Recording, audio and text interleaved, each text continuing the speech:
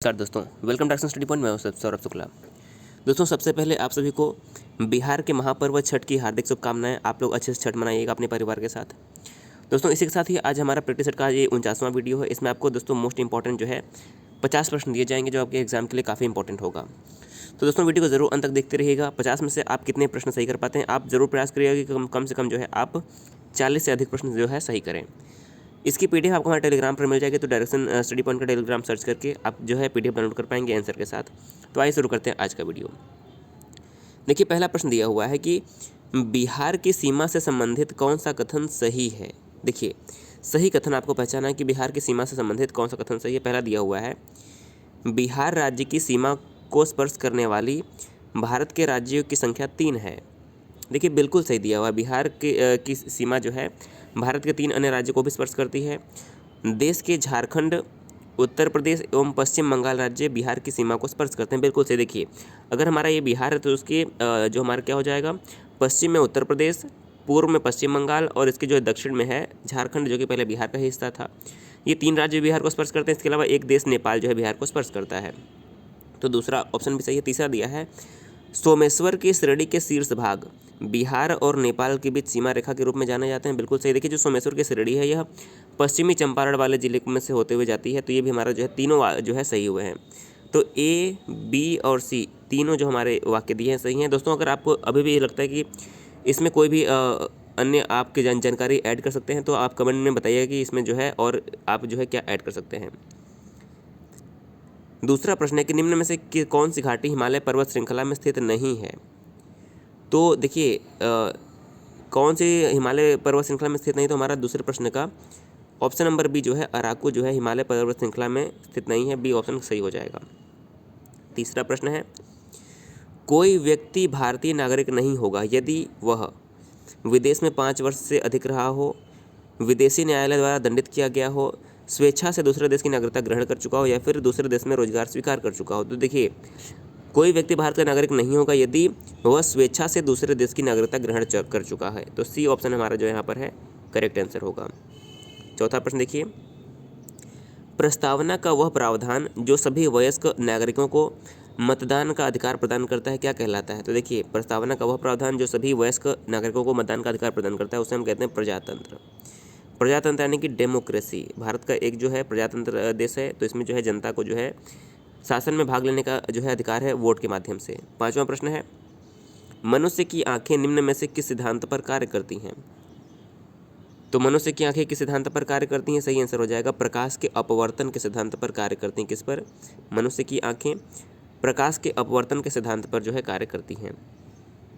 6वां प्रश्न है, निम्न में से कौन सा कथन गलत है। गलत कथन आपको पहचानना है। पहला दिया हुआ है, भारत के संविधान के अनुच्छेद 61 में राष्ट्रपति के महाभियोग की प्रक्रिया का वर्णन किया गया। बिल्कुल सही है। 61 के अंतर्गत जो है राष्ट्रपति के महाभियोग का वर्णन है। सही है। महाभियोग प्रस्ताव संसद के किसी भी सदन में प्रस्तुत किया जा सकता है। बिल्कुल सही है। महाभियोग प्रस्ताव सदन की कुल सदस्यों के 2/3 से अधिक बहुमत से पारित किया जाना चाहिए। बिल्कुल सही है। चौथा ऑप्शन है, राष्ट्रपति पर राष्ट्रीय सुरक्षा के उल्लंघन के लिए जो है महाभियोग चलाया जा सकता है। ये वाक्य गलत है। संविधान के उल्लंघन के लिए जो है राष्ट्रपति पर महाभियोग चलाया जाता है, लेकिन इसके लिए राष्ट्रपति को जो है 14 दिन पहले जो है पूर्व सूचना देनी पड़ती है। ये बात याद रखिएगा। 7वां प्रश्न है कि लोकसभा में एंग्लो भारतीय प्रतिनिधि को निम्न में से किस अनुच्छेद के तहत मनोनीत किया जाता है। तो ये मनोनीत किया जाता है अनुच्छेद 331 के तहत। दोस्तों, अभी हाल ही में कुछ दिन पहले ही जो है एंग्लो इंडियन समुदाय के प्रतिनिधित्व के संबंध में जो है लोकसभा में बिल भी पास किया गया था। तो ये भी बात आप याद रखिएगा। अगला है 8वां प्रश्न, निम्न में से कौन सा अधिकार अनुच्छेद 21 के अंतर्गत सुरक्षित है। तो यहाँ पर हमारा सही उत्तर हो जाएगा जीवन और स्वतंत्रता का अधिकार जो है यह अनुच्छेद 21 के अंतर्गत जो है सुरक्षित है। डी ऑप्शन बिल्कुल सही होगा। 9वां प्रश्न है, निम्न में से कौन सा जैन के 3 रत्नों में शामिल नहीं, यानी कि जो जैन धर्म के त्रिरत्न हैं इनमें से कौन शामिल नहीं है। तो देखिए, जैन धर्म के त्रिरत्न होते क्या क्या आप याद रखिए। पहला होता है सम्यक दर्शन। क्या हो जाएगा? सम्यक दर्शन। दूसरा हो जाएगा सम्यक ज्ञान और तीसरा हो जाएगा सम्यक चरित्र। तो ये जो है हमारा 3 चीज़ जो है सम्यक ज्ञान, देखिए सम्यक ज्ञान, सम्यक दर्शन और सम्यक चरित्र, ये तीनों जो है हमारे त्रिरत्नों में शामिल है। देखिए, सम्यक ज्ञान हो जाएगा, सम्यक आचरण मतलब सम्यक चरित्र हो गया, और सम्यक दर्शन का जो है श्रद्धा आ जाएगा। तो हमारा सम्यक मुक्ति जो है यहाँ पर करेक्ट नहीं है, सम्यक मुक्ति यहाँ पर हमारा तीर्थों में शामिल नहीं है। 10वां प्रश्न है, भारतीय संविधान के लिए प्रथम संशोधन विधेयक कब लाया गया? तो देखिए 26 जनवरी 1950 को हमारा संविधान लागू हुआ था। कब? 26 जनवरी 1950 को हमारा संविधान लागू हुआ और 1951 में ही जो है पहला जो है संशोधन विधेयक लाया गया था 1951 में। किससे संबंधित जो है? तो ये है भूमि सुधार से संबंधित जो है संशोधन किया गया था। किससे? भूमि सुधार से संबंधित जो है विधेयक लाया गया था। याद रखिएगा, ऑप्शन नंबर बी यहाँ पर सही हो जाएगा। और भूमि सुधार जो अनुसूची में है वो 9वीं अनुसूची में जो है भूमि सुधार से संबंधित जो है उल्लेख किए गए हैं।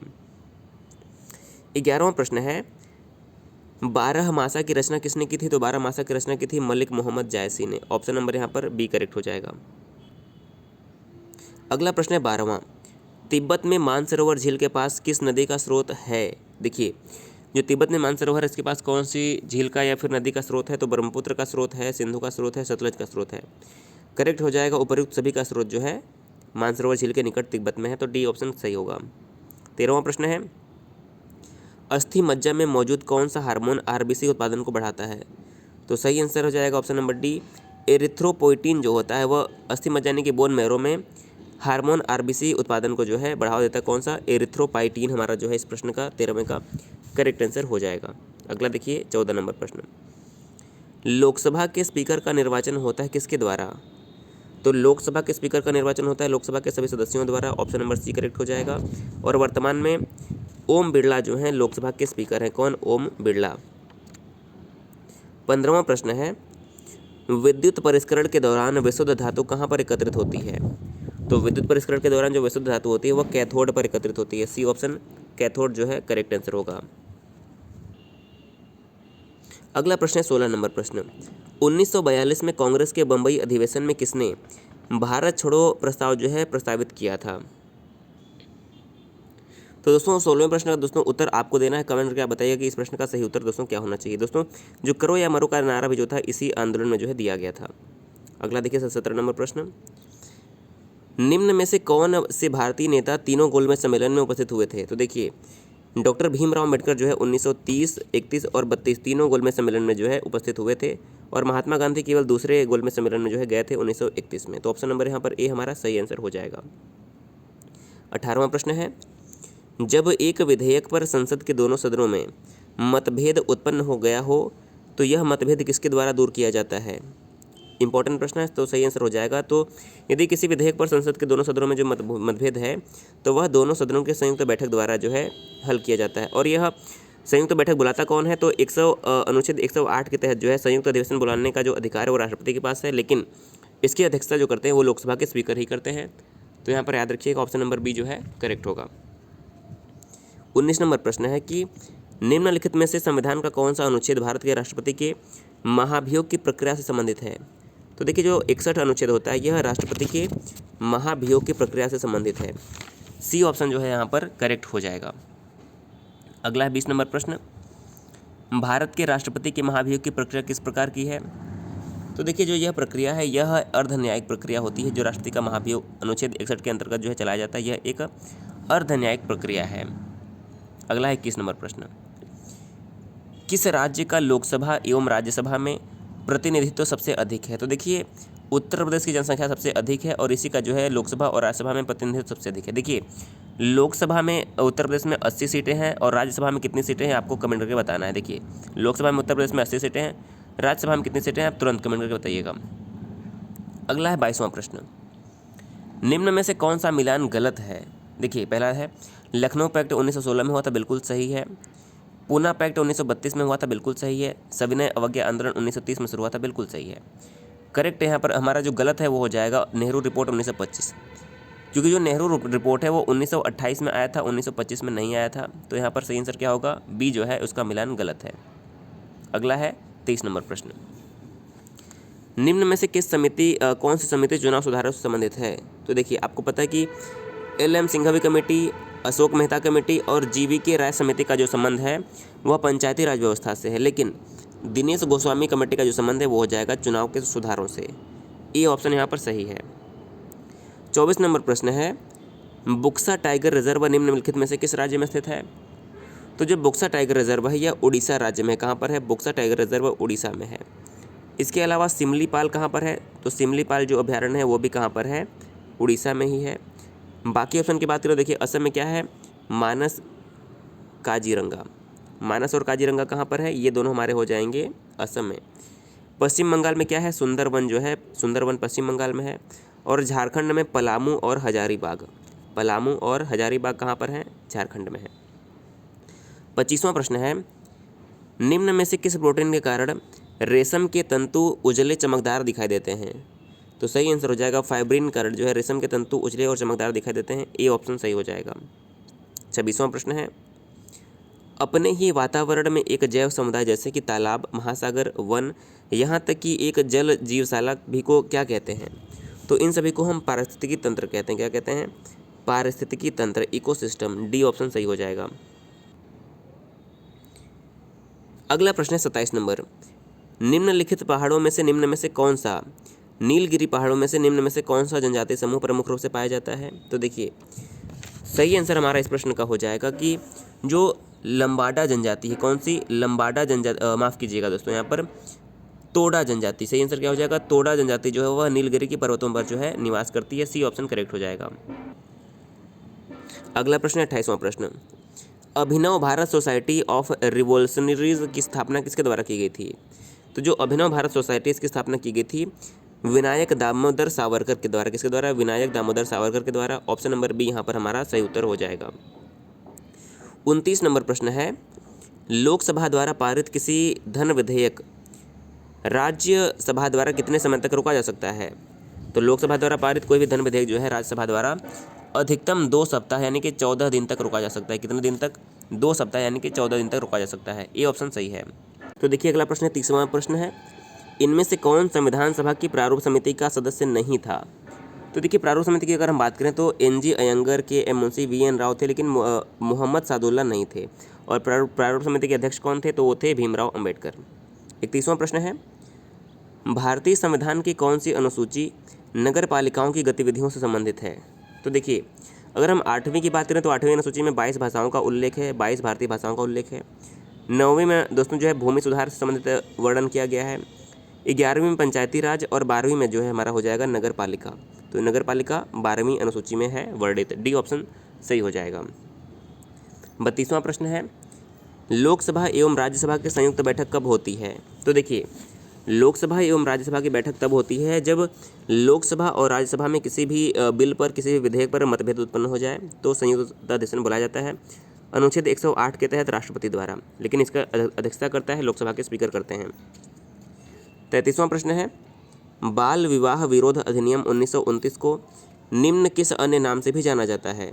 तो जो बाल विवाह विरोध अधिनियम 1929 था इसको शारदा अधिनियम के नाम से भी जाना जाता है। किस नाम से? ऑप्शन नंबर ए, शारदा अधिनियम के नाम से जाना जाता है। 34 नंबर प्रश्न है कि निम्न बहुलकों यानी कि पॉलीमर में से कौन प्रोटीन से बना है? तो निम्न बहुलकों में से कौन प्रोटीन से बना है? सही आंसर हो जाएगा जो ऊन होता है यह प्रोटीन से बना होता है। 35 नंबर प्रश्न है, भारतीय संविधान का अनुच्छेद 51A निम्न में से किस संविधान संशोधन द्वारा लाया गया? तो जो 51 है यह 42वें संविधान संशोधन द्वारा लाया गया। और 51A में है क्या? तो 51A में जो है हमारे मौलिक कर्तव्य का वर्णन जो है किया गया है। 36 नंबर प्रश्न है, ब्रिटिश पत्रकार H.W. नेविंसन जुड़े थे किससे? तो जो विदेशी पत्रकार H.W. नेविंसन थे इनका जुड़ाव था स्वदेशी आंदोलन से। किससे? स्वदेशी आंदोलन। ऑप्शन नंबर डी यहाँ पर हमारा सही उत्तर हो जाएगा। 37वां प्रश्न है, निम्न में से किसे महमूद गजनवी ने भारतीय उपमहाद्वीप के विषय में लिखने की जिम्मेदारी दी थी? तो महमूद गजनवी के साथ देखिए भारत में आया था अलबरूनी, और अलबरूनी को ही जिम्मेदारी दी गई थी भारतीय उपमहाद्वीप के बारे में लिखने के लिए। अलबरूनी जो है यहाँ पर हमारा करेक्ट हो जाएगा। यदि प्रश्न पूछा जाए कि पुराणों का अध्ययन करने वाला पहला मुसलमान कौन था, तो वो भी अलबरूनी ही सही उत्तर हो जाएगा। 38वां प्रश्न है, भारत सरकार ने किसकी अध्यक्षता में 15वें वित्त आयोग का गठन किया था? तो देखिए भारतीय सरकार ने जो है 15वें वित्त आयोग का जो गठन था वो NK सिंह की अध्यक्षता में किया था। किसके? NK सिंह जो है ऑप्शन नंबर बी यहाँ पर सही हो जाएगा। बात करें कि वित्त आयोग का किस अनुच्छेद में वर्णन है, तो अनुच्छेद 280 में जो है वित्त आयोग का जो है वर्णन मिलता है। 39वां प्रश्न है, कैवल्य निम्न में से किस धर्म से संबंधित है? तो जो कैवल्य हो जाएगा इसका संबंध जैन धर्म से है। किससे? जैन धर्म से। महापरिनिर्वाण का संबंध बौद्ध धर्म से है। 40 नंबर प्रश्न है, जैविक ऊर्जा निम्नलिखित में से कौन सी है? तो देखिए जो ATP होता है, क्या ATP जो है यह जैविक ऊर्जा होता है। सी ऑप्शन ATP जो है करेक्ट आंसर यहाँ पर हो जाएगा। 41 नंबर प्रश्न है, निम्न में से कौन जलवायु परिवर्तन के लिए जिम्मेदार है? तो जलवायु परिवर्तन के लिए जिम्मेदार होता है ग्लोबल वार्मिंग। क्या हो जाएगा? Global warming. सी यहाँ पर हमारा जो सही है। 42वां प्रश्न है, वाट सेकेंड किसकी एक इकाई है? तो जो वाट सेकेंड है यह ऊर्जा की एक इकाई, क्या हो जाएगा? ऊर्जा की इकाई है। 43वां प्रश्न है, मन्नार की खाड़ी किसके नज़दीक स्थित है? तो जो मन्नार की खाड़ी है यह तमिलनाडु के तट पर स्थित है। कहाँ पर? तमिलनाडु के तट पर मन्नार की खाड़ी। ऑप्शन नंबर ए सही हो जाएगा। 44वां प्रश्न है, विश्व रक्तदाता दिवस किस तिथि को मनाया जाता है? तो विश्व रक्तदाता दिवस जो है प्रत्येक वर्ष 14 जून को मनाया जाता है। 14 जून को विश्व रक्तदाता दिवस मनाया जाता है। अगला प्रश्न है 45वां, निम्नलिखित में से कौन सा ब्राह्मण ग्रंथ ऋग्वेद से संबंधित है? तो सही उत्तर हो जाएगा जो ऐतरेय ब्राह्मण है यह ऋग्वेद से संबंधित है। ऑप्शन नंबर बी यहाँ पर सही हो जाएगा। 46वां प्रश्न है, भारत संघ के संस्थापक कौन थे? तो भारत संघ के संस्थापक थे सुरेंद्र नाथ बनर्जी। ऑप्शन नंबर यहाँ पर डी करेक्ट हो जाएगा, सुरेंद्र नाथ बनर्जी। अगला प्रश्न है 47 नंबर प्रश्न, राजा राम मोहन राय द्वारा संस्थापित प्रथम संस्था कौन सी थी? तो देखिए ब्रह्म समाज की स्थापना 1828 में हुई थी। प्रार्थना समाज की बात करें, देखिए प्रार्थना समाज की स्थापना जो है 1867 में हुई थी केशव चंद्र सेन और आत्माराम पांडुरंग द्वारा। आत्मी समाज की जो स्थापना हुई थी 1815 में राजा राम मोहन राय द्वारा। और तत्वबोधिनी सभा की जो स्थापना हुई थी वो हुई थी 1839 में। तो सबसे पहले यहाँ पर स्थापित हुआ था आत्मी समाज राजा राम मोहन राय द्वारा। तो ऑप्शन नंबर बी यहाँ पर हमारा जो है आत्मी समाज जो है करेक्ट उत्तर हो जाएगा। अगला है 48वां, 13वें दक्षिण एशियाई खेल 2019 में भारत का स्थान कौन सा रहा? तो देखिए भारत इसमें पहले स्थान पर रहा था, दूसरे पे नेपाल, तीसरे पे श्रीलंका जो है रहा था। 49 नंबर प्रश्न है, an era of darkness the British empire in India पुस्तक के लेखक निम्नलिखित में से कौन है? तो सही उत्तर हो जाएगा इस प्रश्न का, शशि थरूर इस पुस्तक के लेखक हैं। और हमारा आज का अंतिम प्रश्न है, भारत के किस राज्य को विश्व आवास अवार्ड 2019 यानी कि वर्ल्ड हैबिटेट अवार्ड 2019 प्रदान किया गया? तो इस प्रश्न का सही उत्तर हो जाएगा उड़ीसा को जो है यह पुरस्कार प्रदान किया गया। तो दोस्तों इस वीडियो में हमने पूरे 50 प्रश्न देखे जो कि इंपॉर्टेंट था। आपने कितने सही की जरूर बताइएगा। दोस्तों वीडियो को शेयर जरूर करिएगा और चैनल पर पहली बार है तो सब्सक्राइब भी जरूर कर दीजिएगा। वीडियो देखने के लिए बहुत बहुत धन्यवाद।